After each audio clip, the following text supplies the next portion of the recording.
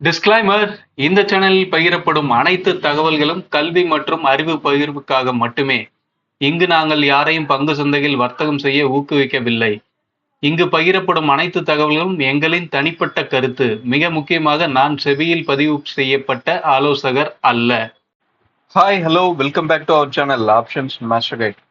இது பார்த்தீங்கன்னா நிஃப்டிக்கு நாம நேற்று கொடுத்துருந்த லெவல்ஸ். நேற்று மார்க்கெட் தொடங்குறதுக்கு முன்னாடி கொடுத்துருந்தோம். அந்த லெவல் எப்படி ரெஸ்பாண்ட் ஆயிருக்குன்றத பாருங்க. மார்க்கெட் நாம நேற்று இந்த லெவல்ஸை தாண்டி என்ன சொல்லியிருந்தோம் அப்படின்னா, மார்க்கெட் 750க்கு மேல நின்று ப்ரீமியம் சப்போர்ட் கிடைச்சாதான் மார்க்கெட்ல ஒரு ட்ரெண்டியான மூவ்னு சொல்லியிருந்தோம். அதே மாதிரி டவுன் சைடில் 24,550 இந்த ஸ்ட்ரைக்குக்கு கீழே நின்று ப்ரீமியம் சப்போர்ட்டும் கிடைச்சாதான் மார்க்கெட்ல நல்ல மூவ் அப்படின்றத சொல்லியிருந்தோம். டவுன் சைடில் நல்ல மூவ் இருக்கிறதுக்கு வாய்ப்பு அப்படின்றது தான் சொல்லியிருந்தோம். மார்க்கெட் காலையிலேயே பார்த்தீங்க அப்படின்னா நம்மளோட R2 பிரேக் பண்ணி மேலே போயிருக்கான். ஆனால் நம்ம சொல்லியிருந்த அந்த 750க்கு மேலே சஸ்டைன் ஆக முடியல. கீழே வந்திருக்கான். கீழே வந்தவன் திரும்ப எக்ஸாக்டா நம்மளோட R2ல ஒரு ரிஜெக்ட் ஆயிருக்கான். திரும்ப R1ல சப்போர்ட் எடுத்து அதை பிரேக் பண்ணி நேராக ப்ரீவியஸ் டேவோட லோ, அதுவும் பார்த்தீங்கன்னா நாம சொல்லியிருந்த அந்த ஸ்ட்ரைக் 24,550 அந்த ஸ்ட்ரைக்குக்கு கீழே சஸ்டைன் ஆகவே இல்லை. சும்மா ஒரு விக் வச்சுட்டு மேலே வந்துட்டான். மேலே வந்தவன் திரும்ப நம்மளோட R1 அங்கதான் ஒரு ரிஜெக்ஷன். அடுத்து ப்ரீவியஸ் டேவோட க்ளோஸ், லாஸ்ட் வீக்கோட ஹை, இது எல்லாமே அங்கதான் இருந்திருக்கு. அங்க ஒரு சப்போர்ட் எடுத்தவன் R1 பிரேக் பண்ணி R1க்கு மேலவே மார்க்கெட் எடுத்துட்டு வந்து முடிச்சிருக்காங்க. இந்த லெவல்ஸ் எல்லாம் எந்த ஸ்ட்ரைக்கை பேஸ் பண்ணி எடுத்திருக்கு, எந்த கால் புட்டோட க்ளோசிங் ப்ரைஸை பேஸ் பண்ணி எடுத்திருக்கு அப்படின்றத கண்டுபிடிச்சிருந்தீங்க அப்படின்னா நம்ம இந்த மாதிரியான இடத்துல என்ன மாதிரியான முடிவுகள் எடுக்கலாம், ப்ரீமியம் என்ன சொல்லுது, அது கூடவே உங்களுக்கு தெரிஞ்ச ஒரு கேண்டில் ஸ்டிக் பேட்டர்னோ இல்லை நீங்க வேற எதை ஃபாலோ பண்றீங்களோ அதை வச்சு இந்த ஸ்பாட்டோட லெவல்ஸ் மட்டுமே வச்சு கூட நம்மளால என்ட்ரி எடுக்க முடியும். என்ட்ரி எடுக்க முடியும்னு சொல்லுவேனே தவிர இதை தான் நான் பண்றேன் அப்படின்றத நான் சொல்ல மாட்டேன். நான் வந்து ஸ்பாட்டோட லெவல்ஸை ஒரு ரெஃபரன்ஸ் பாயிண்டா மட்டும்தான் வைப்பேன். எனக்கு ப்ரீமியம் என்ன சொல்லுது அதுதான் எனக்கு முக்கியம். லாபத்தையும் நஷ்டத்தையும் தரப்போறது அந்த ப்ரீமியத்தோட ப்ரைஸ் தான். ஸோ அந்த ப்ரீமியம் என்ன சொல்லுது, ப்ரீமியம் எப்படி ட்ரேட் ஆகுது அப்படின்றத பொறுத்து தான் என்னோட ஸ்ட்ராட்டஜி இருக்கும். ஓகே, இப்போ இதை ரிமூவ் பண்ணிட்டு இன்னைக்கு உண்டான லெவல்ஸ் என்ன சொல்லுது அப்படின்றத பார்ப்போம்.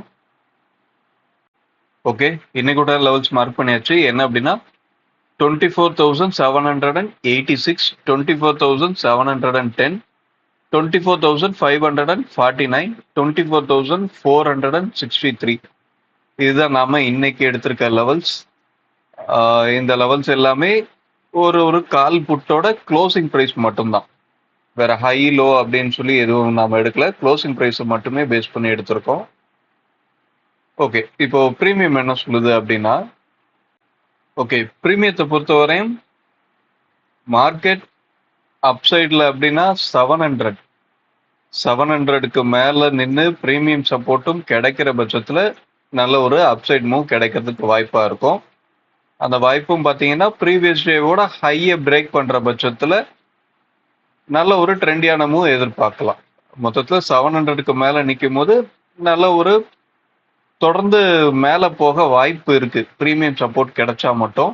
அப்படி இல்லைன்னா இந்த 700 லெவல் ஒரு ரிஜெக்ஷன் லெவலா செயல்படுறதுக்கு வாய்ப்பா மாறிடும். அதே மாதிரி டவுன் சைட்ல நல்ல ஒரு ட்ரெண்டா போகணும் அப்படின்னா நாம நேற்று சொல்லியிருந்த அதே இடம் தான் 24,550.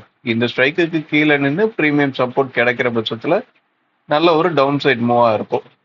நேற்று நாம பார்த்தது ஹை டு லோ 200 பாயிண்ட். நாம சொல்லியிருந்த ரெண்டு ஸ்ட்ரைக்குக்கும் நடுவில் 200 பாயிண்ட் ப்ரீமியம் இருக்கு. மார்க்கெட் இதுக்கு நடுவில் இருந்தாவே நம்மளுக்கு ட்ரேடுக்கு உண்டான ஆப்பர்ச்சுனிட்டி கொடுப்பான் அப்படின்றத சொல்லியிருந்தோம்.